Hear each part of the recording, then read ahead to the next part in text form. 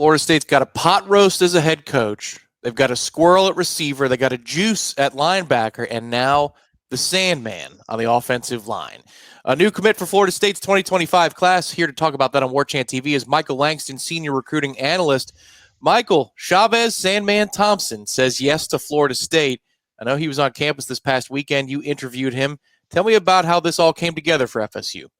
Yeah, there was a long-standing relationship. You go all the way back to UCF when Herb Ham was at UCF. They recruited him for an extended amount of time. That was a guy that, certainly they were very active with.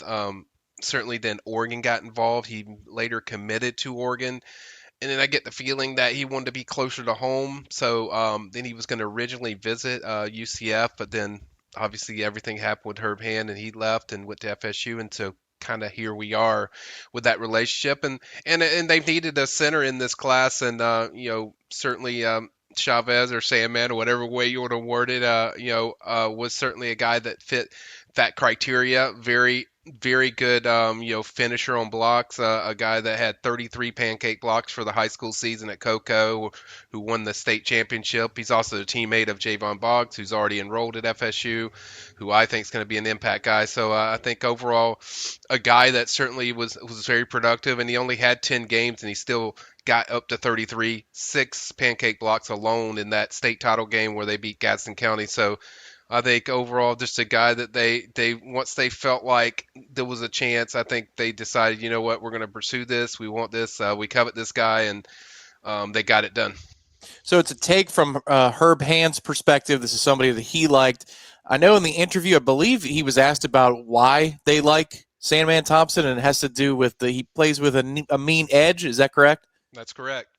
Yeah, so he's a guy who could be a bit of an enforcer for Florida State in the middle of the offensive line. Yeah, and that's what in my opinion, when I think of centers, that's what I think of when I go all the way back to the Rodney Hudson days when he played. Yep. That was an enforcer, and that's what you want from that center position. I think this kid can, certainly fit that mold, and you don't have to feel like you have to shove him in there. You already got, a few centers I think can play there from the portal that can certainly fit that position, but I think it gives them a chance to kind of evaluate and develop at the speed that fits Sandman through the process. I think it was just a no-brainer that here's a coveted guy that is very good, certainly productive from the high school ranks, and then just you need one and you want one, and it helps really circle, I guess, fill out your center position, throughout the I guess the process where you had in portal and high school kids. I think it really, and then match it with what they already have.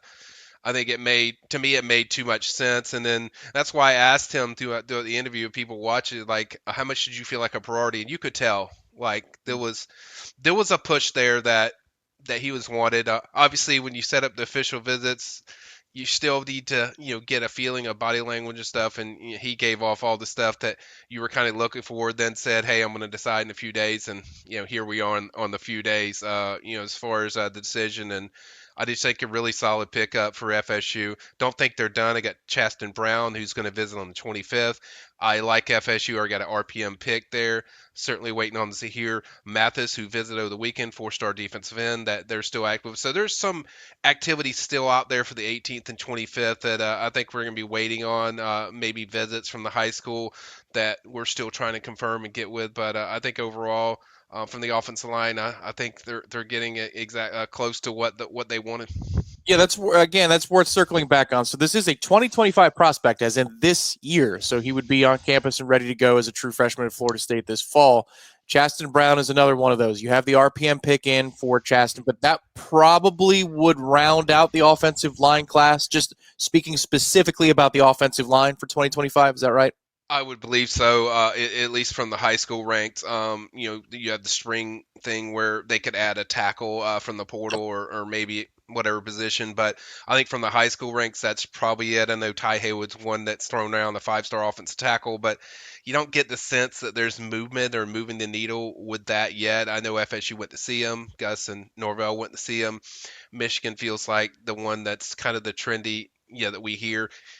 Certainly, we're going to keep an eye on if he visits on the 25th. That's kind of one that I'm waiting to hear back if Ty Haywood's going to come over. And then kind of go from there. But I kind of put two and two together, or one plus one, I guess, where you're pushing harder for Cheston, which usually means like probably you don't feel as confident about where you are with Ty Haywood. That's kind of my take on it.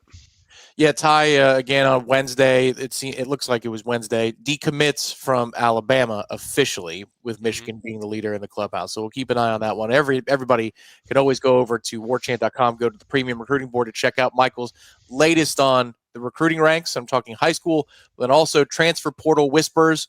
Maybe some of the playoff teams might have some players that decide to Yeah. go for greener pastures. Maybe they pick on Florida State. Also, the spring window is coming as well. So head to the premium recruiting board. Sign up for warchant.com if you haven't already. An incredible deal. It's $1 for your first week. Michael, rounding out this segment, because Florida State got another commitment a few days ago. This is a legacy commit in Antonio Cromartie Jr. Now I'm starting to get old, because Crow was here when I was a freshman at Florida State. He got banged up that season before he went off to the NFL. But now his namesake, one of his many children, Antonio Cromartie Jr., gets a yes from Florida State. He commits to Florida State. What sticks out about this young man, and what are the Noles getting out of this three-star prospect? Shoot, you feel old. I've known Crow since he was like in a sophomore in high school at Oof. Lincoln. So when I'm seeing him there and he's all, it was kind of, it was a very surreal moment, exciting moment. I know for the family. I think it was kind of expected, yeah, fully once the offer is made that FSU are going to get him. But I tell people like, "Well, why the take?" It's like, yeah, but there's no risk involved. You're going to be up to 105, scholarship limit. I mean, it's you want to add a corner. Could he work? Yeah, we'll see. Maybe not. Probably likely not. As far as being an impact guy, but overall, had a really good senior year. Certainly stood out for Carrollton, who won the state championship, and one that Pat really liked. That they felt like very comfortable that this guy can, play in their system. And what he does, you'll wait and see. But I mean, that's kind of why we headline, dreams come true, and see what happens. I remember when Renardo Green was coming out of high school, only a 3-star, kind of a guy that like they were like, why did they take him? Not comparing him, but I'm just saying, both of them are 3-star and not guys that are very probably highly regarded, and certainly in a lesser sense with Antonio because he didn't have the schools that Renardo had going after him. But still, it's like when you come in that situation, you have a chance to prove yourself. And he said it best in the interview. He's basically like, I don't want anything given. I just want to earn everything. And basically, it's a guy that understands the situation. It wasn't just like, hey, we're giving you this place and you're coming here and your dad was an All American here. It's like he understands, like, hey, I'm going to have to earn everything I get. And if he does, great. If he doesn't, it's a low risk. I think it was a really good move. Yeah, the interview is impressive. He wants to be held accountable. He knows the drill, that he's got to earn everything. He's not an entitled kid, and you love that. If you're going to get the opportunity to wear that helmet, that he understands the magnitude of what that means to be able to wear it. That's really cool. Michael, we appreciate the time. I know a couple days from now, might be released on Thursday, could be Friday as well. Just a visit preview coming for Florida State's Yeah, high school weekend coming up. really It's not good. just not just Really about good, by the 2025 way. kids. Yeah, it's also 26 kids too, right? So Yeah, really good list. I'm really excited about kind of what I'm seeing early.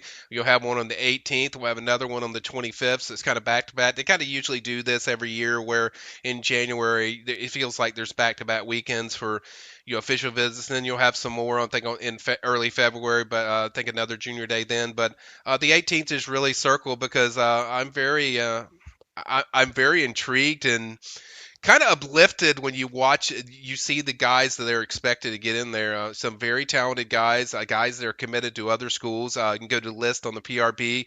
We have a preview already on Warchant that people can check out about some of the guys that are there. But I think it's going to be, I'm starting to get a good feeling about just how recruits are reciprocating that message from this new staff, where it's Herb Hand or new wide receivers coach and Tim Harris Jr. or just any of the guy, Tony White, Terrence Knight. You feel there's a buzz around them that certainly they're attracting the talent to come check out what does this FSU group look like. What does this FSU program look like now? So they're certainly generating excitement. Stay tuned for that here on Warchant TV for the rundown of who's going to be on campus, the specific names that Michael's talking about. If you can't wait, head over to warchant.com right now and sign up. We'd love to have you be a part of the Warchant community. Again, the 150 special is live. It's $1 for 7 days of access, then half off your annual subscription to warchant.com. It's the largest FSU fan community in the business with the best coverage of Florida State sports, Florida State recruiting, transfer portal news in the business. It's all at warchant.com. I don't know if you can hear the train whistle outside of my place, but I guess that means time's up. Everybody hit the thumbs up underneath the video. Subscribe to the channel. It's absolutely free. Michael, thanks again, as always, for your time. My pleasure.